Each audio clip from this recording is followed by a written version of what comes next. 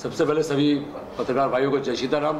मंच पे विराजमान हमारे आदरणीय पूजनीय श्री चंद्रांशु महाराज जी को प्रणाम करता हूँ। राम जी भाई जी है, हमारे मुंबई के श्रीनाथ जी है, मेरे छोटे भाई निरंजन जी है, हमारी बिटिया रानी है, हमारे मित्र अनिल जी हैं, तमिलनाडु से आया सेलम से। इतना कहना चाहूँगा कि एक बहुत बड़ा एक प्रोग्राम करने का जो अवसर और एक सौभाग्य हम लोग को मिला है सभी का आशीर्वाद से, कि हम एक ऐसे मंच पे उन सभी को एक साथ देखेंगे जहाँ कोई उम्र की पाबंदी नहीं है। 13 साल के बच्चे का एक कैटेगरी है जहाँ पर वो अपने रामायण से संबंधित जितने भी नृत्य कला हो, वेशभूषा हो, ड्रामा हो, चित्रकारी हो, ये अपना प्रदर्शन करें। और 13 साल से लेके एज की कोई लिमिट नहीं होगी, चाहे वो 70 साल का बुज़ुर्ग हो या 80 साल का बुज़ुर्ग हो, उनके लिए भी ये मंच रहेगा।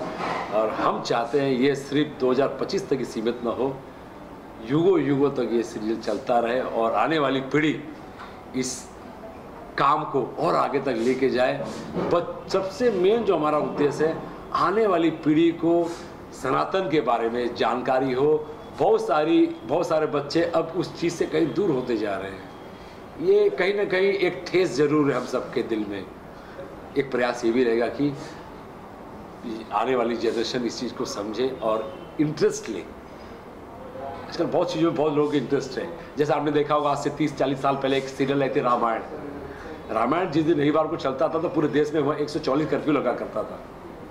सब चुपचाप, किसी घर में आवाज़ नहीं आती थी, सिर्फ टीवी की आवाज़ आती थी। वो सीरियल, वो इतिहास आप सबके सहयोग से, आप मीडिया भाइयों के सहयोग से हम ये कोशिश करें कि वो इतिहास हम दोबारा आपके सामने ला सकें। बस ये हमारा प्रयास रहेगा। सिन्हा साहब बोलिए। सर, संस्था तो आपने बनाया ही है और ये जो श्री राम महोत्सव है 2025 अयोध्या, तो इसको किस तरह से हर घरों में जाकर इस संस्था को नाम जुबान पर लाने का काम कोशिश करेंगे और किस तरह से लोग आकर राम कथा सुनना चाहेंगे? क्या ऐसा कुछ भूमिका होगी? देखिए, भूमिका का शुरुआत हो चुकी है। अभी इस होटल के सामने ग्राउंड में राम कथा का आयोजन चल रहा है, जहाँ की रोज़ 3-4 हज़ार दर्शक आते हैं। तो वहाँ से भी इस कार्यक्रम के बारे में अनाउंस किया जाएगा। इसके अलावा और भी बहुत से हमारे छोटे छोटे धार्मिक कार्यक्रम होते हैं, क्योंकि मैं तो ज़्यादातर धार्मिक कार्यक्रम में ही भाग लेता हूं और उसे ही करता हूं। तो उस कार्यक्रम के माध्यम से और प्लस आज जो हमारी सोशल मीडिया है, व्हाट्सएप है, फेसबुक है, बाकी और भी जो मीडिया है, उन मीडिया के थ्रू हम लोग का कोशिश ये रहेगा कि कार्यक्रम के रूपरेखा हर घर घर में जाए, ताकि इस कार्यक्रम में ज़्यादा से ज़्यादा लोग शामिल हो सकें। राष्ट्रीय कथाकार चंद्रांशु महाराज जी आए हैं और इस राम महोत्सव के मुख्य शर्मा जी हैं, अनिल जी हैं, रानी पाठक है और निरंजन है। ये बेंगलोर से हैं और पूरा प्रयास इन्हों का है। आयोजक ये हैं और संयोजक मैं हूँ। सफल बनाने में इनके साथ हूँ। दिल्ली की प्रेस कॉन्फ्रेंस में था और यहाँ पे इस प्रेस कॉन्फ्रेंस इस राम उत्सव को आगे बढ़ाना और ज़्यादा से ज़्यादा माइलेज मिले, इसके लिए ये प्रेस कॉन्फ्रेंस आयोजित की गई है। आप इनसे आप चर्चा कर सकते हैं। महाराज जी, इस संस्था के जो बैनर तले हैं सभी ने अपनी अपनी जगहों पे मुख्य भूमिका निभाई है। तो आप यहाँ मुंबई में आपका आगमन हुआ है, किस तरह से यहाँ पे राम कथा करके आम जनताओं के, आपके भक्तगणों को किस तरह से एक संदेश देना चाहेंगे पूरे भारत में? बहुत बहुत धन्यवाद। सबसे पहले आप सभी पत्रकार साथियों को मैं अभिनंदन करता हूँ, व्यक्तिगत तौर पर भी।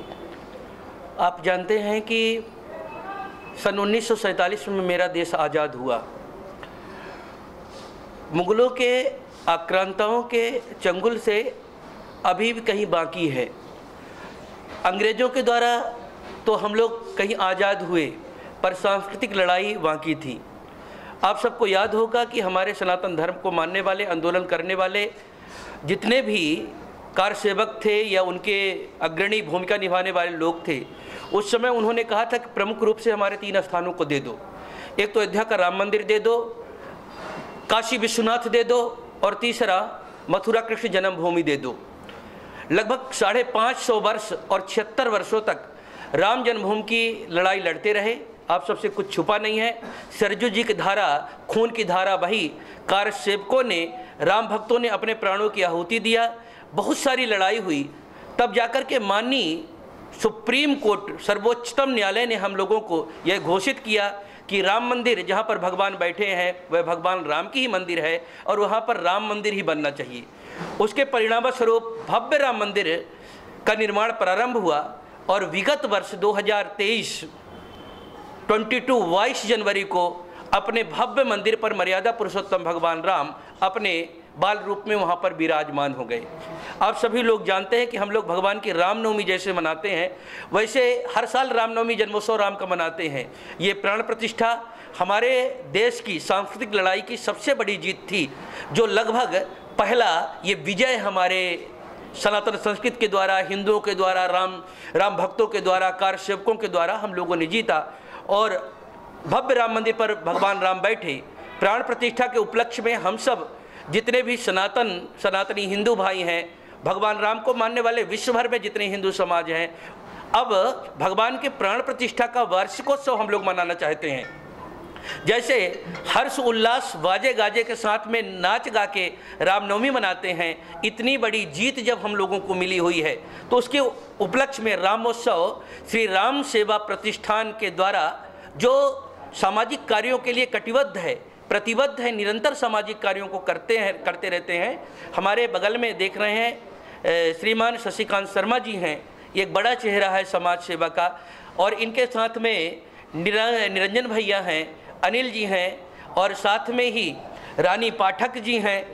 सर्वोच्च भूमिका निभाने वाले हमारे प्रिय भैया राम कुमार पाल जी, राम जी भाई जी हमारे साथ में हैं। ये पूरी टीम मिला करके और हम सब लोग जितने लोग हैं ये उत्सव मना रहे हैं देश की एकता के लिए, अखंडता के लिए, अपनी विरासत के लिए। और सबसे बड़ी बात, पंडित दीनदयाल उपाध्याय जी ने, जिसको आप लोग अंत्योदय नाम से जानते हैं, उन्होंने कहा था पंक्ति में खड़ा अंतिम व्यक्ति का उत्थान भारत का सर्वांगीण उत्थान है।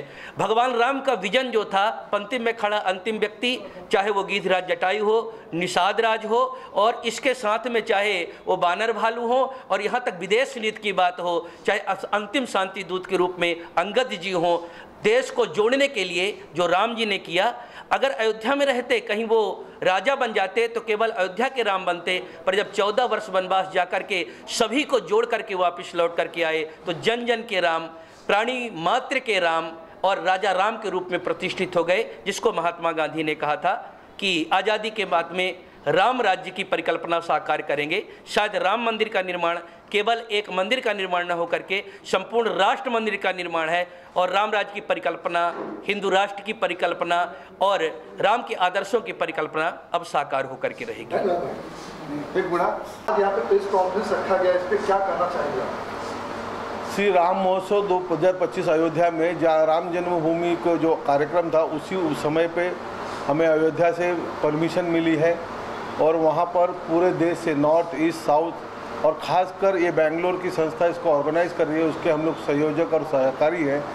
तो पूरे देश से लोग वहाँ पे आएंगे, और योगी जी ने भी परमिशन दे दी है, हिमंत विश्वकर्मा ने भी इसमें प्रॉमिस किया है कि इतने बड़े उत्सव में आपके साथ शामिल होंगे, और बहुत उच्च लेवल का उत्सव है, और रामलला अवार्ड भी वहाँ पे 2025 में दिया जाएगा।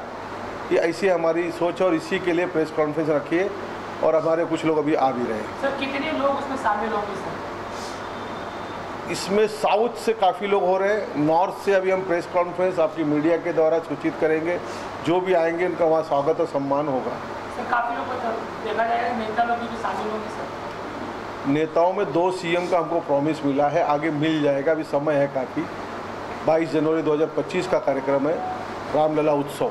सर लोगों को क्या आग्रह करना चाहते हैं कि? लोगों से यही कहना चाहेंगे कि जो अभी एक रहेंगे तो सेफ रहेंगे वाले मामले के हिसाब से, और आपको वहाँ पे आना, आज अयोध्या आज 5 लाख लोग रोज़ दर्शन कर रहे हैं अयोध्या में।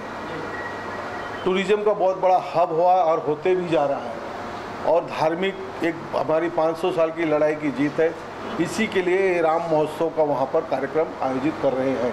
सर जिस तरह से राम मंदिर महोत्सव हुआ, मंदिर बना, तो श्री राम महोत्सव का किस तरह से आप लोग का आगे का रणनीति रहेगी? श्री राम महोत्सव उन्हीं के तर्ज पे है। इस बार सरकार ने कोई डिक्लेयर नहीं किया है करने के लिए, तो हमें मौका दिया चंपक राय जी ने कि आप करिए, और आपको हमारा समर्थन रहेगा, और हमारे संपर्क भी हैं, अच्छे हैं, उनका आशीर्वाद हमारे ऊपर है।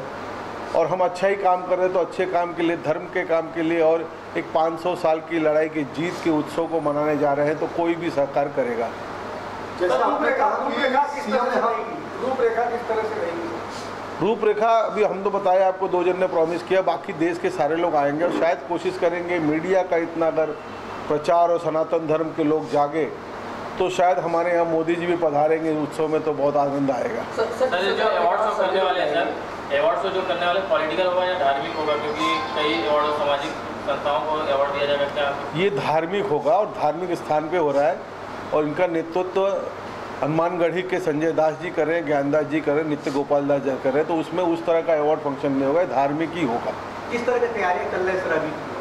उस तैयारी की ही जानकारी देने और उसी को प्रचार प्रसार करने के लिए आप मीडियाओं से आग्रह करने के लिए तो हम वहाँ बैठे हैं आज। राजनीतिक पार्टी को भी इनवाइट किया गया था, राजनीतिक पार्टी ने, क्या इसमें रामला पुरस्कार में जो है क्या बाकी पार्टी के भी लोग आएंगे? ये किसी पार्टी का नहीं, सनातन का कार्यक्रम है। सनातन में हर व्यक्ति सनातनी आ सकता है, जात न पूछो मानव की, वो हिसाब से कार्यक्रम हो रहा है। जैसे आपने कहा है कि सीएम का आगमन हो सकता है, तो क्या ऐसे किसी सीएम का भी है कुछ आगमन? नहीं, इसमें कोई नहीं है। सब यूपी के सीएम का और आसाम के सीएम का हमें टाइमिंग मिला हुआ है और सहकार मिला हुआ है, पाठबल मिला हुआ है, तो इसके लिए उनकी प्रॉमिस है। बाकी जो भी आगे कोशिश रहेगी आएंगे तो। अशोक जी, आप भी कई धार्मिक कार्यक्रम करते हैं, तो इस कार्यक्रम किस तरह से देखते हैं? आपकी क्या? देखिए, ये जो कार्यक्रम किया जा रहा है इसका सबसे बड़ा उद्देश्य जो है कि हमारे युवा वर्ग को इस सांस्कृतिक और कुछ कल्चरल प्रोग्राम के माध्यम से सबको जोड़ा जाए। और जो कार्यक्रम के रूपरेखा भी रखा गया है, जैसे कि राम का ड्रेस, राम के पात्र, राम के चरित्र, राम के ऊपर म्यूजिक, उनके ऊपर ड्राइंग, सभी तरह के कंपटीशन होंगे। इसके लिए एक WhatsApp number all over India दिया जाएगा, व्हाट्सएप नंबर चलाएगा, उस पर भेजेंगे। उसमें से जो भी लोग सेलेक्ट होंगे और पार्टिसिपेंट करने के लिए आएंगे, उसमें से 6 लोगों को अलग अलग पुरस्कार दिया जाएगा। लेकिन ये कार्यक्रम टोटल धार्मिक कार्यक्रम है। राम मंदिर स्थापना होने के प्रथम वर्ष के उपलक्ष्य में ये प्रथम कार्यक्रम है और इसका पॉलिटिक्स से कोई लेना देना नहीं है। इसका मेन जो उद्देश्य हमारा यही है कि जो लोग बच्चे रह गए हैं, राम के बारे में नहीं जान रहे हैं, और हमारी युवा पीढ़ी जो कुछ गलत रास्तों पे जा रही है, लेकिन मुझे कहते हुए बहुत खुशी हो रही है। आज जिस तीर्थ स्थल पे जाइए, हमारे युवाओं की संख्या बहुत ज़्यादा है वहाँ पे। तो हम लोग का टारगेट यही है कि जो भी और बच्चे रह गए हैं सब लोग वहाँ पे आए और राम दर्शन भी करें और राम महोत्सव में भाग भी लें। और ये कार्यक्रम को सफल बनाने के लिए हम लोग पूरे जी जान से लगे हुए हैं। अशोक सर, जिस प्रकार से आपके मित्र राम जी हैं और जिस प्रकार से हमेशा तक कुछ भी हो भगवान का, यूपी से लेकर दिल्ली तक हमेशा जुड़े रहते हैं, आपका कहना क्या इसके बारे में? भाई देखिए, हर व्यक्ति का जीवन का कुछ उद्देश्य होता है। राम भाई का उद्देश्य एक ही है कि धर्म के माध्यम से लोगों को जुड़ो, और उस माध्यम से जुड़ने का सबसे बड़ा फायदा ये होता है कि वहाँ लोग बिना स्वार्थ के एक दूसरे से जुड़ते हैं, और जहाँ भी बिना स्वार्थ से एक दूसरे से जुड़ते हैं वहाँ पे एक प्यार मोहब्बत बना रहता है सब में।